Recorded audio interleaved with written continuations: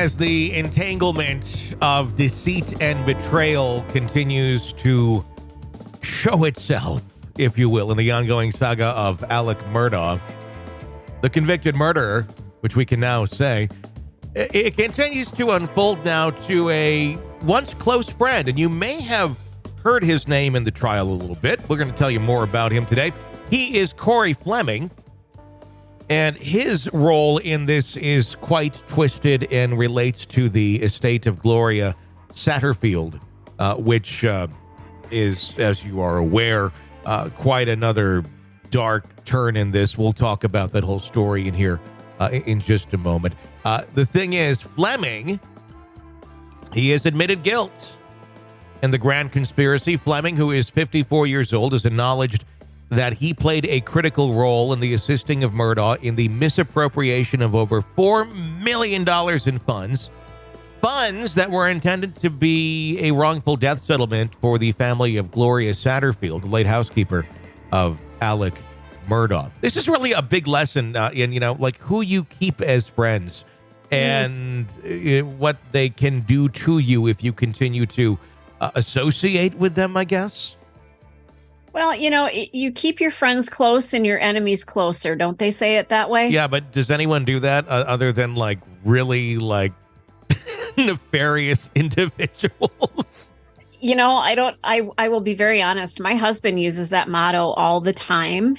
But he works in the legal field. So he understands how relationships work and how you can use them to your advantage. So I guess if you're doing things that you shouldn't be doing and you've got people around you that are also lending themselves to helping you do those things, to me it makes sense. Hey, I've got this thing, I can get you in on some money. You in?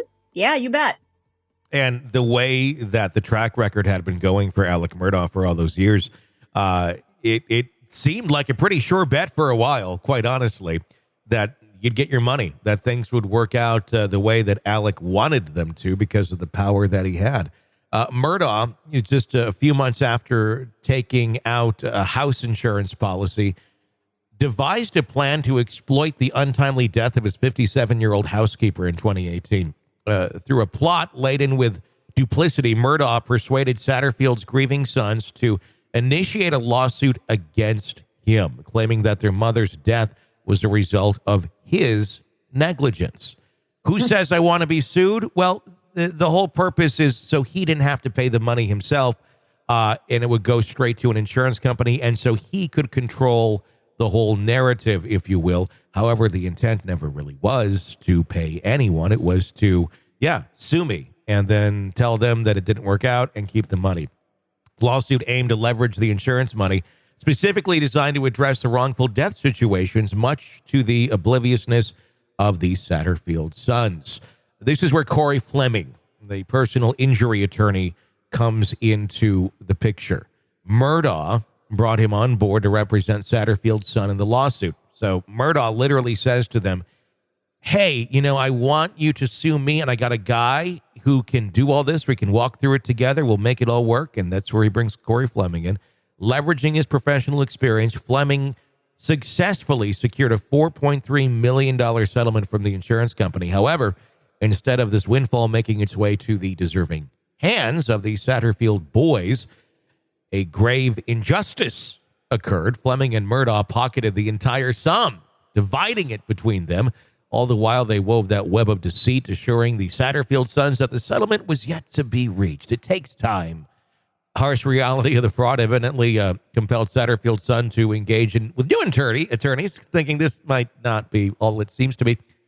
In a twist of fate, they managed to secure a substantial $7.5 million due to the fraudulent handling of that initial settlement. Can you imagine finding that out? You're dealing with the death of your mom, and these people are just swindling you? Well, and not only that, it wasn't just, hey, we found a way to make some money off of somebody's untimely death. It looked like they killed her for this purpose, that they had purchased that insurance money beforehand with the intent of, we're going to kill her, we're going to make money off of it, and fuck the family. Well, that's what it's starting to very much look like. The sons are still grappling with the mysterious circumstances of their mother's death and the fall, especially since Murdaugh now, from behind bars, continues to wreak havoc in everyone's lives, recently confessing to misrepresenting the events leading up to her death. Jeez. Isn't he just a peach? A law enforcement agency in South Carolina is currently investigating the I can't ever say this word, peculiarities. There we go. Yeah. I got a new word in today surrounding Satterfield's demise. Now, they don't take Alec for being a credible witness in any way, shape, or form. I should say that. But it appears that Alec is trying to screw people over from behind bars because the insurance company now says, oh, this was fraudulent. Well, then you need to pay us back that money. And Alec is saying, well, it was for them. So they got all this money. They did not get that money from, didn't get the money from that settlement. It was not from those coffers at all. So, but it's Alec's attempt to try and make the victims have to pay back the insurance company because it was fraudulent.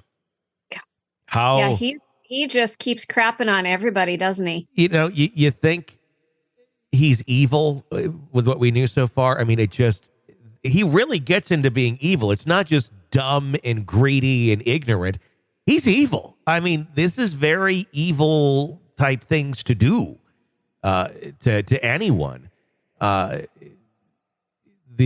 related development that goes on along with this, Nautilus Insurance took that legal action against Murdaugh and Fleming in May of 2022. They allege that the pair orchestrated the sophisticated lie around Satterfield's death, all to establish liability and receive that payout. Corey Fleming now finds himself at the mercy of the court, facing the prospect of up to 5 years in prison, along with a $250,000 fine.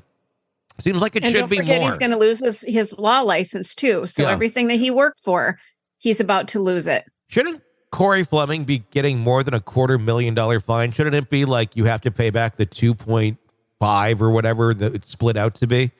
You would think so. And whatever the I can't think, the law board goes after him with as well. Well, he already fines. Yeah. Well, he's already lost he can't practice anymore. Yeah. Well, good. Murdaugh's legal team seems confident on this one, expressing expectations that the charges will be resolved rapidly and possibly without a trial, which means Murdaugh may plead guilty to this one. I mean, at this point, what does it even matter? Well, and that's the thing. He's going to be spending so much time in prison. Why don't you just fess up to all the shit that you've done in your life? You know, at least let some people start to heal. Why don't you tell the truth about everything? Well, that is exactly right. But now, will someone like Alex Murdaugh do that? No, I don't think he's capable, honestly, of doing that. And quite honestly, if he's in solitary confinement, which he is, and he says he absolutely hates, he's going to be looking for any which way to get a day out of that cell. Going to court, going for that car ride, all of that is, oh my gosh, just probably the best damn thing in the world right now to him, and will be for the rest of his life.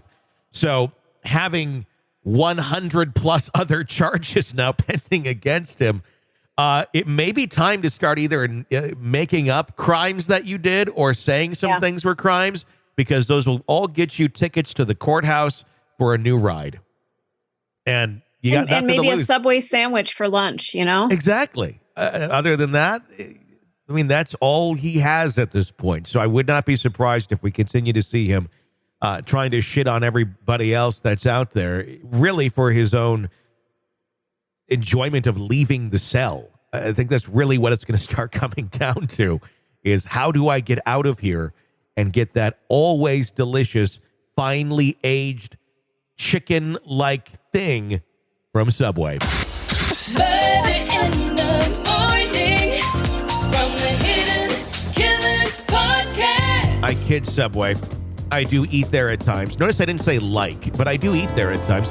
And I don't know, I mean, when you get the chicken breast, I don't know what the hell that is. That doesn't look like a chicken breast. Sometimes it doesn't feel like chicken. It looks like a chicken, I don't know. I don't know what it is anyway. Chicken pudding. That would be a chicken pudding, new chicken pudding at the Subway. It's kind of like what the chicken salad is, though, sometimes. All right, if you like the podcast, be sure to press subscribe wherever you download it so you don't miss any of our episodes and get an ad-free experience through Apple Podcasts. Sign up there right now. For Stacy, I'm Tony. Stay with us.